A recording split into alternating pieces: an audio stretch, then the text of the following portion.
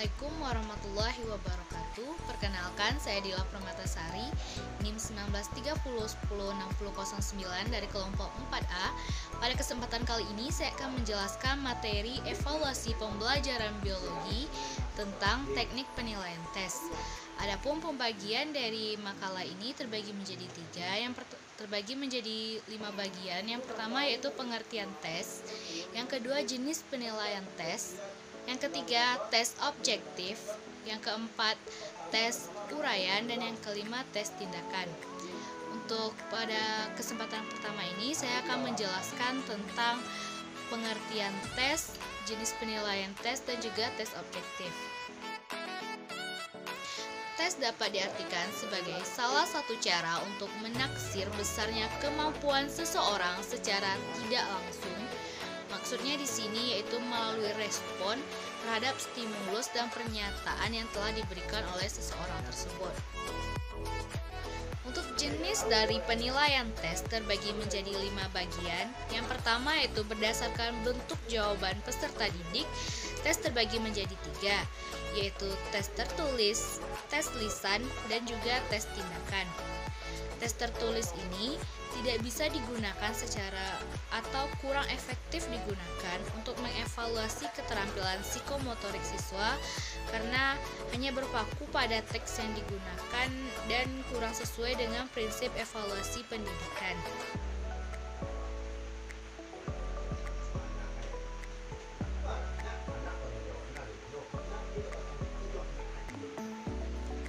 Untuk jenis dari teks tertulis ini terbagi menjadi 2, yaitu tes subjektif dan tes objektif. Yang kedua adanya tes lisan, yaitu tes lisan di sini yaitu menuntut jawaban dari peserta didik dalam bentuk jawaban lisan dan juga spontan. Di sini yaitu peserta didik diminta untuk menjawab suatu pertanyaan secara langsung tanpa menggunakan media atau perantara lain untuk menjawabnya. Yang ketiga ada tes perbuatan.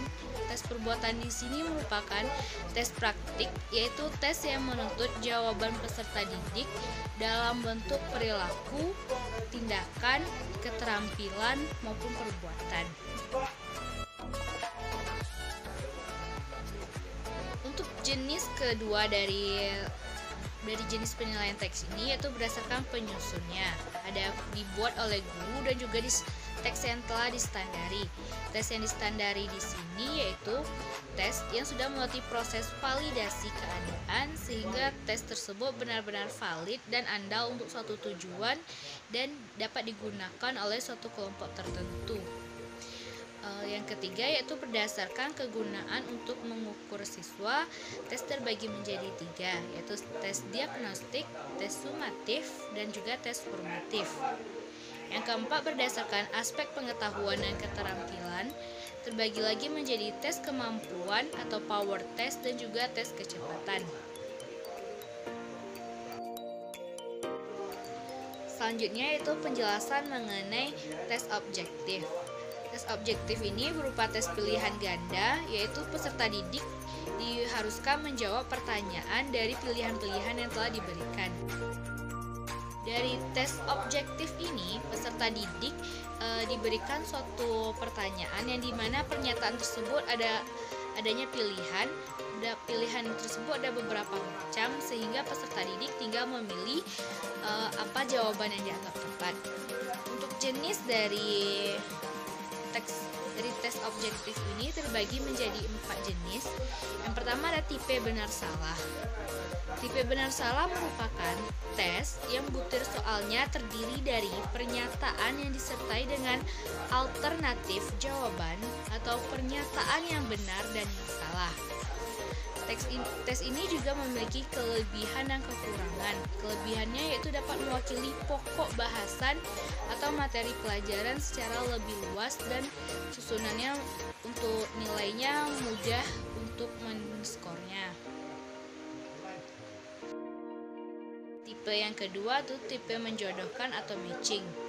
Ada beberapa istilah yang digunakan untuk menunjukkan tes menjodohkan, yaitu seperti tes memasangkan atau tes mencocokkan. Butir soalnya pun ditulis dalam 2 kelompok, yaitu kelompok pernyataan dan juga kelompok jawaban. Tentu dari tes ini juga memiliki kelebihan dan kekurangannya masing-masing. Juga ada tipe pasangan. Pada tes ini, sebutir soal memiliki jumlah alternatif jawaban lebih dari satu. Jumlah alternatif jawaban ini berkisar antara 2 sampai dengan 5 jawaban yang pada setiap tes pilihan ganda terdiri dari 2 bagian, yaitu terdiri atas pernyataan yang disebut juga sebagai stem dan juga alternatif pilihan yang disebut juga sebagai option. Untuk tes pilihan ganda ini harus adanya sebab dan akibat yang diberikan pada suatu pertanyaan. Yang keempat adalah jawaban singkat. Tes ini masing-masing menghendaki jawaban dengan kalimat dan atau angka yang hanya dapat dinilai benar atau salahnya. Assalamualaikum warahmatullahi wabarakatuh. Saya Latifah dengan NIM 1930106023 akan melanjutkan materi tentang tes uraian.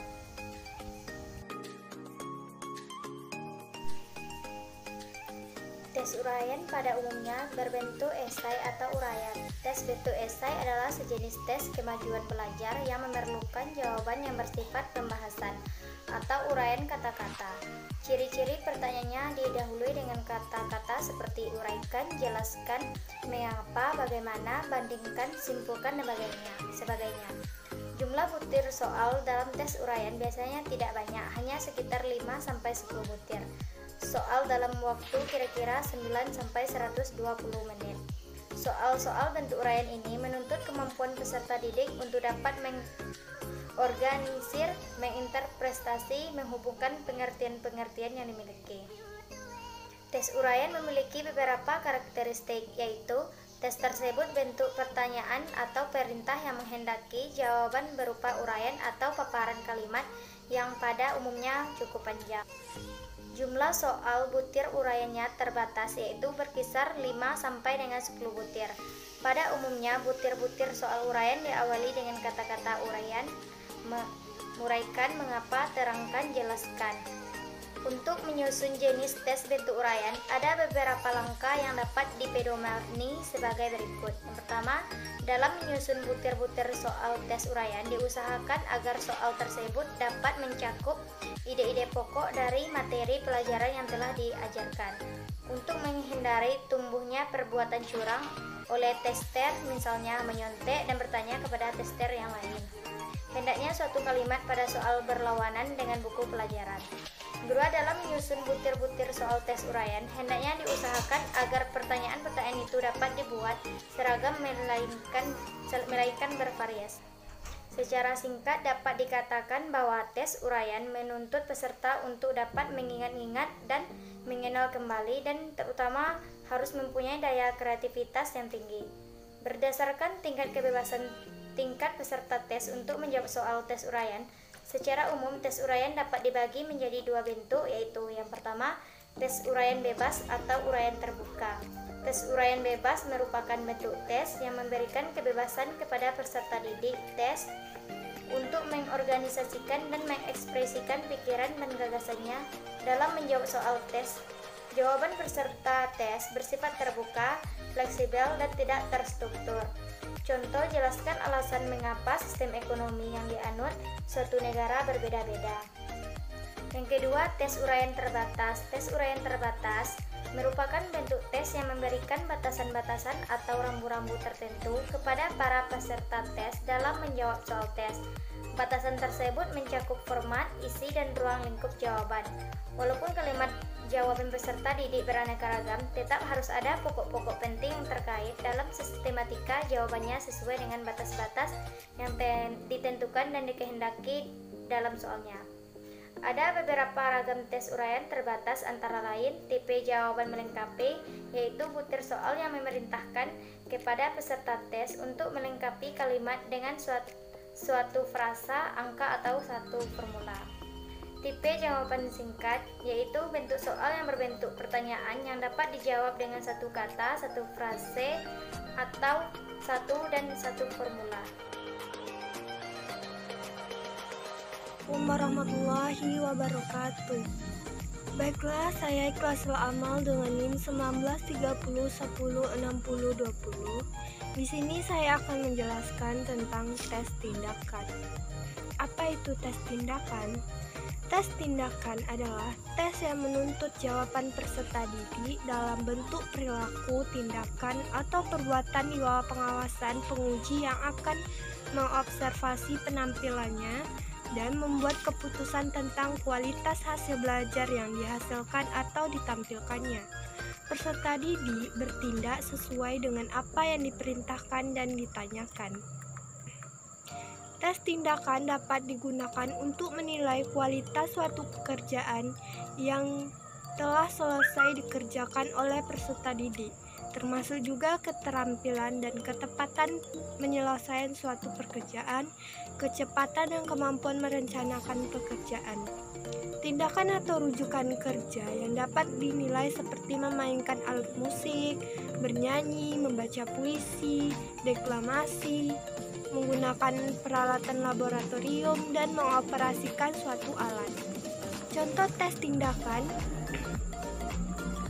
Coba tunjukkan di depan kelas bagaimana cara mengajar dengan menggunakan model pelajaran aktif tipe Jigsaw.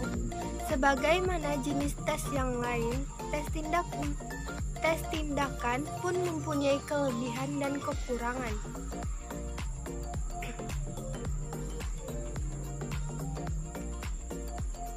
Tes tindakan memiliki kelebihan yang pertama, satu-satunya teknik tes yang dapat digunakan untuk mengetahui hasil belajar dalam bidang keterampilan seperti membaca Al-Quran berdasarkan ilmu tajwid.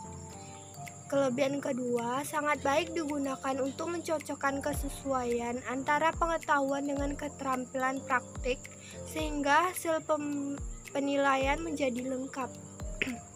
Kelebihan ketiga, dalam pelaksanaannya tidak memungkinkan peserta didik untuk saling menyontek. Dan kelebihan keempat, guru dapat lebih mengenal karakteristik masing-masing peserta didik sebagai dasar tindak lanjut hasil pembelajaran seperti pembelajaran remedial.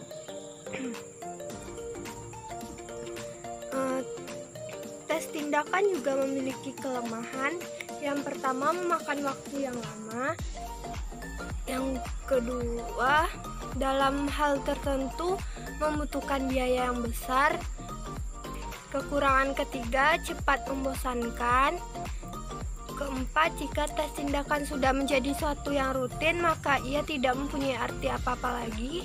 Dan yang kelima, memerlukan syarat-syarat pendukung yang lengkap, baik waktu, tenaga, maupun biaya. Jika syarat-syarat tersebut tidak terpenuhi, maka hasil penilaian tidak dapat dipertanggungjawabkan dengan baik. Demikianlah yang dapat saya sampaikan. Assalamualaikum warahmatullahi wabarakatuh.